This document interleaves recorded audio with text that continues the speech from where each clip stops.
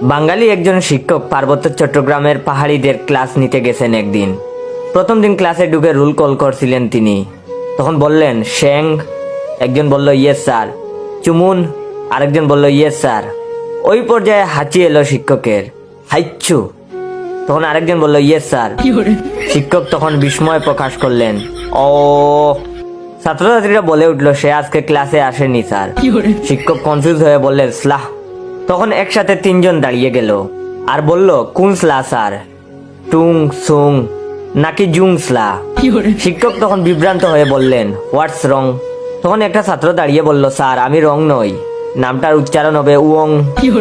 বিপর্যস্ত শিক্ষক হেসে উঠলেন, ও। তখন আরেকজন দাঁড়িয়ে বলল ইয়েস স্যার। টেবিল থেকে শিক্ষকের কলম পড়ে গেল মেঝেতে।